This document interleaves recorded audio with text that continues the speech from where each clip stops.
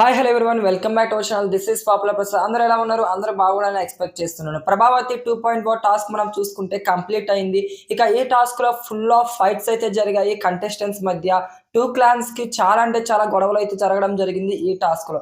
Final గా Nikhil clan అయితే ఈ టాస్క్ అనేది విన్ అవడం జరిగింది ప్రభావతి 2.0.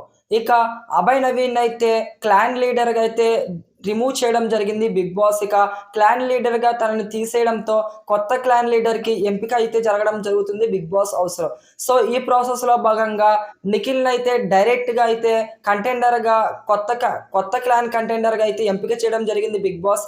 అలాగే నెక్స్ట్ మనం చూసుకుంటే ఆల్రెడీ నిఖిల్ క్లాన్ టీం వాళ్ళకి ఒక రెడ్ కలర్ ఎగ్ అనేది దొరకడం జరిగింది. సో ఈ రెడ్ కలర్ ఎగ్ యొక్క మెయిన్ యూజెస్ ఏంటి అంటే ఆల్రెడీ ఒక అభయ్ నవీన్ క్లాన్ లీడర్ గా తప్పుకున్నాడు కాబట్టి సో ఇంకో క్లాన్ లీడర్ కంటెండర్ కోసం డైరెక్ట్ గా నిఖిల్ క్లాన్ లో ఒకరికి ఈ రెడ్ కలర్ ఎగ్ అనేది ఇచ్చి డైరెక్ట్ గా కంటెండర్ గా ఎంపిక చేసుకోవచ్చు.